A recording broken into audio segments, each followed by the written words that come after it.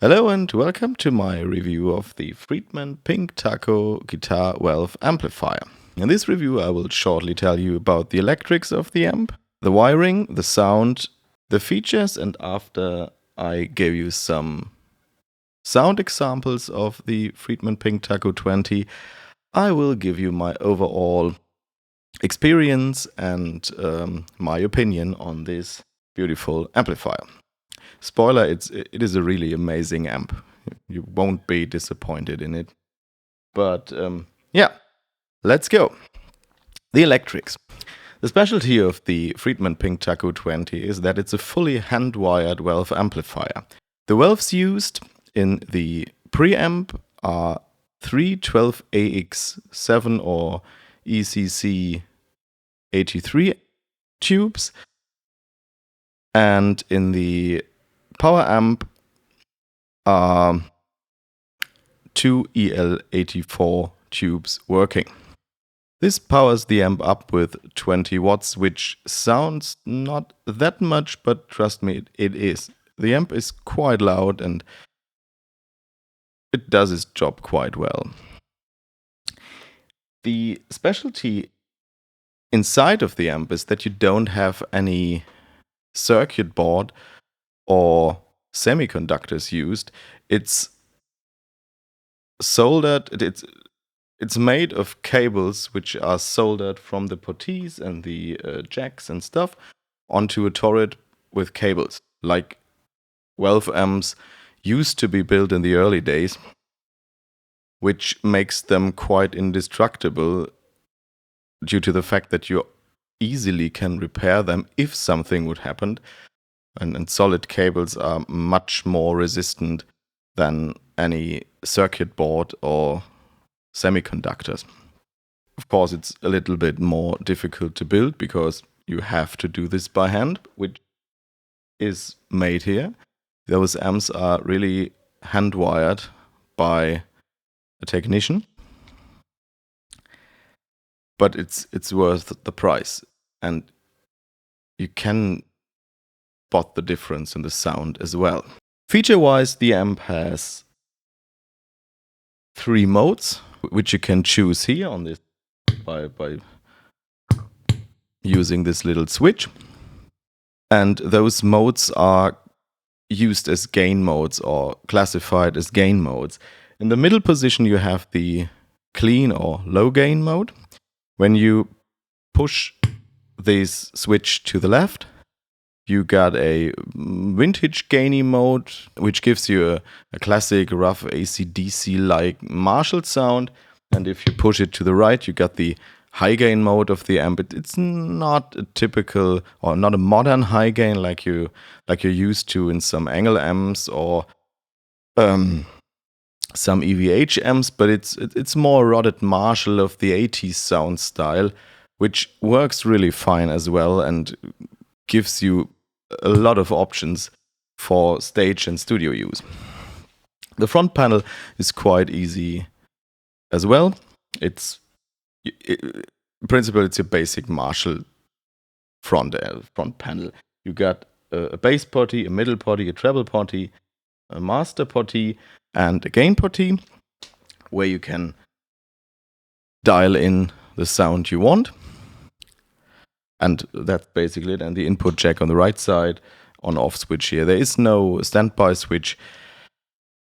You just don't need it here. I think the EL84 heat up fast enough. The back panel has 3 output jacks, 2 labeled as 8 ohm and 1 labeled as 16 ohm output. You can put 2 16 ohm boxes into the 2 8 ohm output jacks, because summed up, those 2 boxes would have an overall electric resistance of 8 ohm. You can put 1 8 ohm box in either of them, or you can put 1 16 ohm box into the 16 ohm output jack. Then you have a send and return jack, where you can put your effects like reverb or delay in. You have a fuse and a power socket. That's it. The overall build is quite easy. You don't have too much options to switch. There's no MIDI port or stuff like that. You just have a basic, awesome vintage build amp, which might be a little bit underwhelming for some folks used to big 4-channel amps with lots of options and lots of potties, switches, and other things. But for purists and those who really like to hear the sound of the amp, or who like to have an amplifier that is amplifying what they are doing, this is really great, because the less circuits you have in those amps, the less channels your signal tends to go through, the clearer gets the sound in the end. The clearer is the sound you get out of the amp in the end. Sound-wise, as I mentioned before, you get 3 modes of the amplifier, and all of them are amazing. I didn't find any sound I don't like over the year I'm using it now. I will give you some sound examples for the different modes. I will start with a clean channel, which is kind of smooth. It's not as rough as a typical Marshall clean channel uses to be. It's a little bit more on the Fender side, a little bit more cleaned up, so you can get a really transparent and nice clean sound out of it.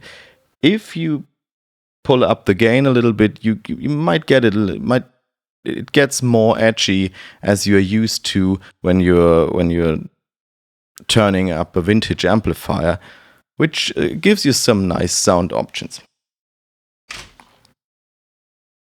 I will use 2 guitars for this. I will use my Yamaha Revstar RSP20X Professional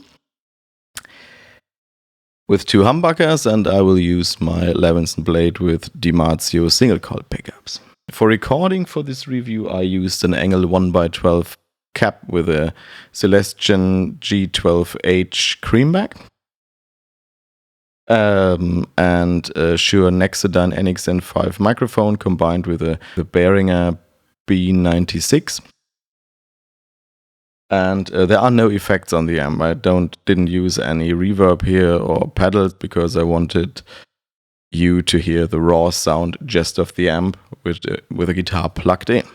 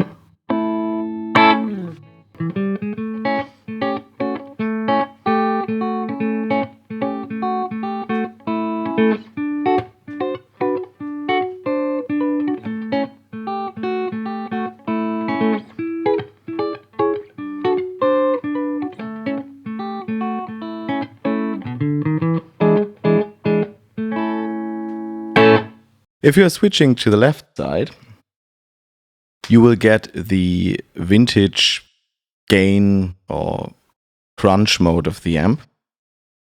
Even here, you can dial it a lot to the clean side, so you have this nice breakup feel for jazzy stuff and bluesy songs.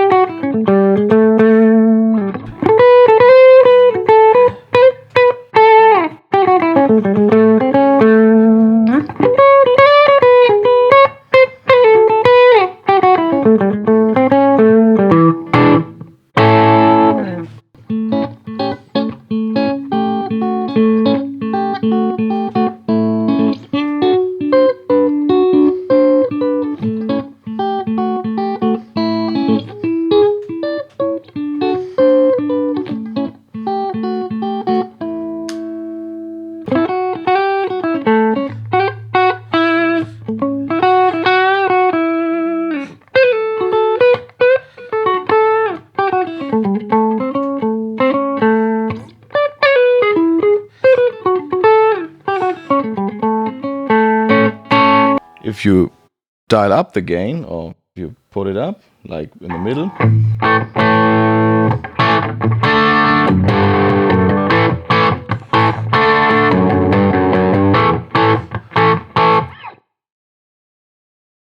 you can hear it gets much louder as well.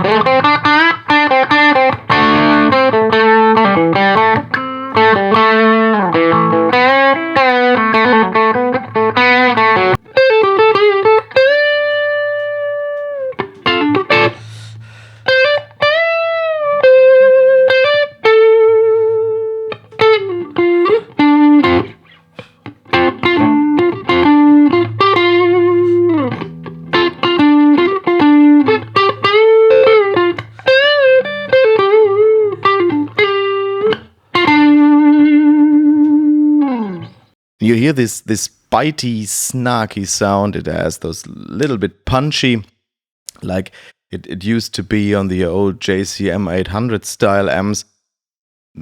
It's really responsive. It's a really direct feel to it when you get in the strings with your rhythm hand. Yeah, you get some force in it.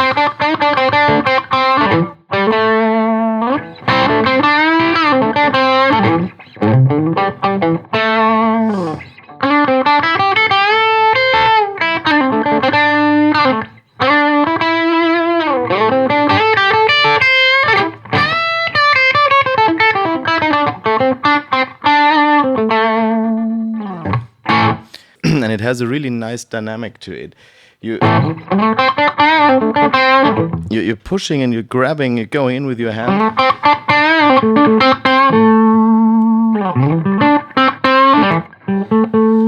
And if you use less force.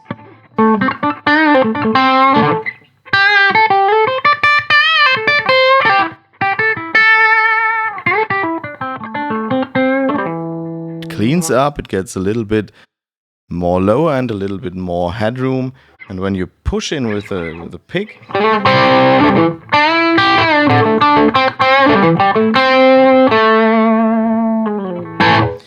you get this really nice dynamic punchy feel of old great Marshall valve amplifiers. And yeah, it's a lot of fun, and you can create really nice sounds with it. The EQ is always a little bit on the subjective side. It's depending on your taste, and it depends on the box in the room. I dialed it in with bass around 3, middle around 3, and gave it a little bit more height because I'm playing not that loud, and the louder you get, the Fletcher-Munson curve kicks in, and you can dial out the treble a little bit. But it works fine as well if you push everything in the middle. You will get an awesome sound of this amp either way.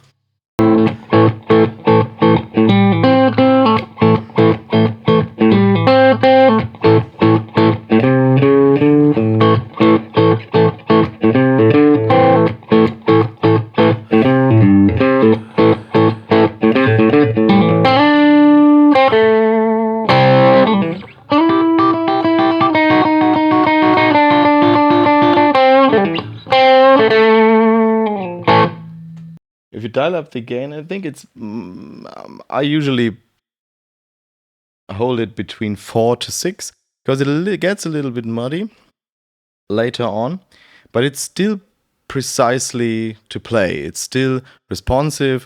It still has this really nice, clear feel to it, and yeah, it reminds on those really cool vintage sounds you're used to on older recordings in the 70s, 80s from ZZ Top, from AC/DC.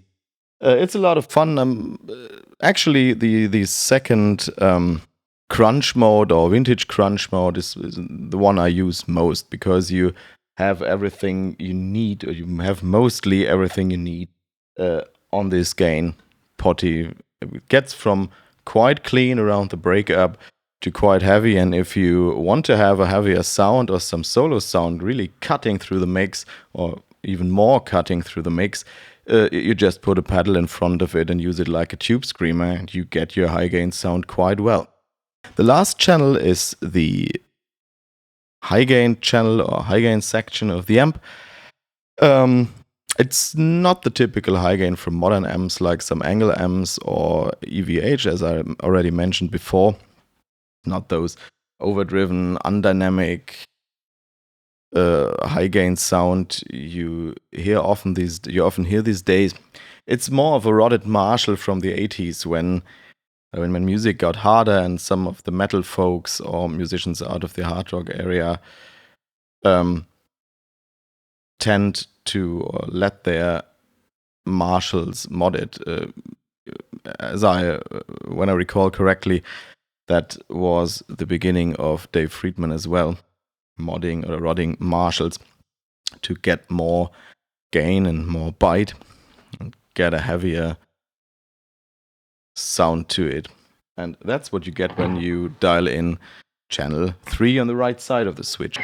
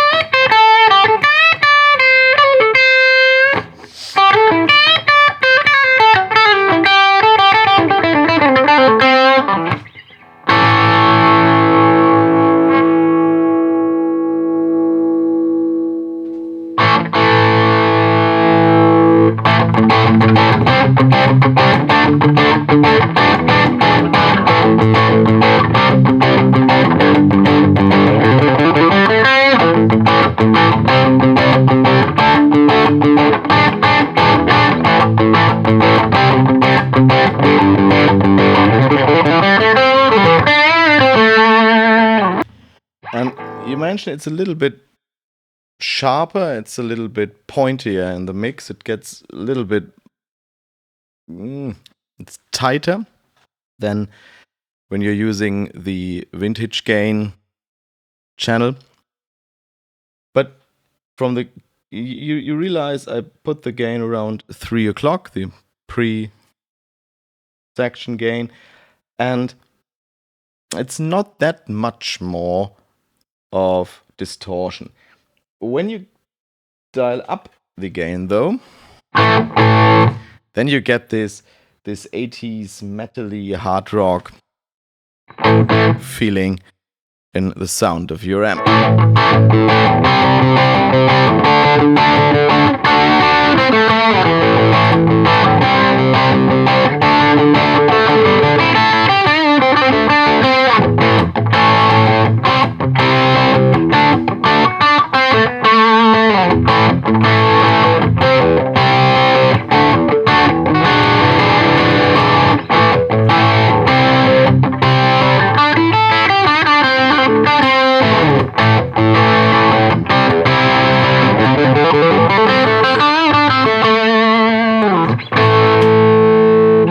Even in this mode, you can still use a pedal to alter your sound a little bit. The amp itself is really pedal friendly. It's really amazing as well. You can choose from a quite variety of overdrive pedals, distortion pedals, effect pedals. It takes them really well. They don't sound awkward or anything. There are some amps, mostly or often amps with a built-in bright switch, which tend to sound a little bit strange when you're putting a pedal in front of them, or you get a hard time dialing in the pedal, which is definitely not the case here. I use a Wampler Triumph most of the time as kind of a tube screamer for soloing, or when I want to have a little bit more gain for some opportunities, and it works well. It's fine, even with a delay pedal, it's brings out those tones really, really clear and works really well with those pedals. You got some sound demonstrations of the amp, you got an overview over the electrics, and we got to the features. Now let's go to an overall conclusion and my feedback. Actually, the amp is amazing. It's my favorite amp of all time. I played Marshalls, I played some ENGLs, and some other brands. This one is my go-to amp all the time. It's for especially for soloing, when you want your sound to shine through a mix, when you want to create a sound, you want to play with a sound, you want to play with dynamics. This amp gives you all of that. It's really easy to use. It's really easy to dial in, especially on stages. It's a question of seconds to dial in this amp and to have it sound good. That's by far not always the case. There's some amps who can get really really difficult from time to time, or some amps don't cut through the mix. This one, even though it has only 20 watts, I never used it over master around 2 or 3 o'clock, because on a 2x12 cap, it blows you away. It's amazing how good this amp cuts through a mix, because the energy of the amp really goes into the relevant spectrum of your sound curve, and you don't waste energy. Those 20 watts are for really clear performed sounds of the guitar, and it always cuts amazingly through the mix. You can hear this one in all of my recent videos, because I always use it for solo. I use it sometimes in the background, mostly in the background as well, because you can dial it a little bit backwards. it's great. It's a really great amp. The sound features are amazing too. You don't need to switch that often. I plan my programs that I can do this mostly after breaks, so nobody mentions them. The rest you can do with pedals, because it is really pedal friendly. Are there some downsides? If you consider them downsides, I would say it's not an amplifier for total beginners, because it is super precisely, or it reacts super precisely, and you hear everything you do, and you will hear every mistake you're playing. So it doesn't gift you anything. You have to have a feeling for sound, and you have to want to play with the sound, and you have to want to develop a sound, and you have to have an interest in playing with a raw or vintage guitar sound. If you're searching for something fancy which gives you a variety of sounds you just have to play, then you should look for something different. If you're interested in a vintage amp and you are ready for a really rough, really raw and precise sound, this one, it won't get much better. Even don't know if it can, but this one gives you a really professional feel of a great vintage amplifier. One thing which is a little bit sad is you have no pedal for switching those modes. I think there is some sense in it, or it's on purpose, because you have those little plop sound when you're switching it, because you're changing a circuit inside of the amp. Don't think it's really downside, because it's switched fastly by hand as well. And you don't have to do it while playing a song, because you can use pedals, and most of us use pedals for solos anyway.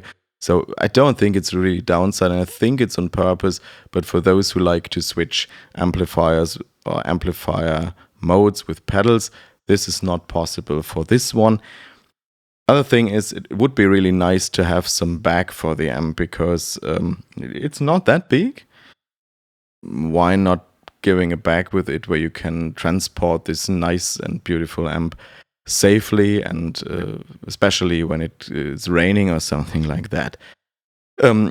Even though there is quite an easy possibility, because it's not that big. I use an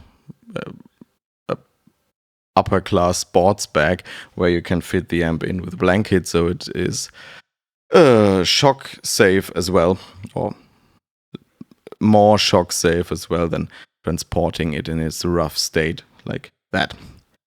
But sound wise or feature wise, there are no downsides at all if you're secure about what you're buying and what you want to buy. Another thing is that you can't dial in the amount of FX you want. For example, I have a bigger ENGL retro tube, and this has this nice feature that you can, by potty, choose the amount of FX you want to have in the mix of the amplifier.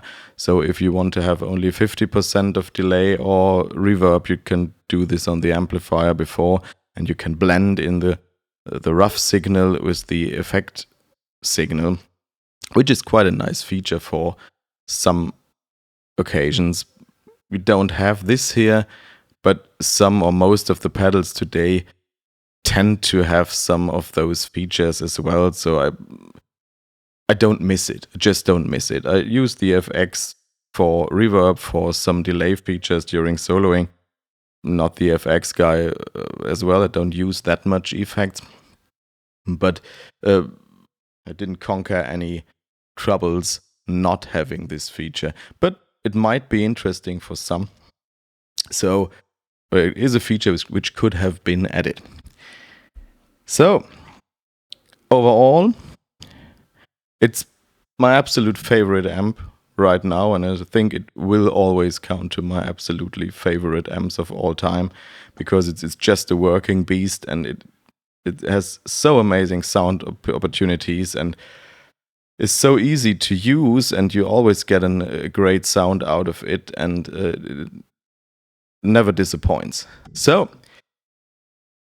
if you're interested in a great valve amplifier, which is actually hand-wired like in the old days, give it a try. I hope you like the review. Then leave me an abo and a like. And see you again. Keep on rocking.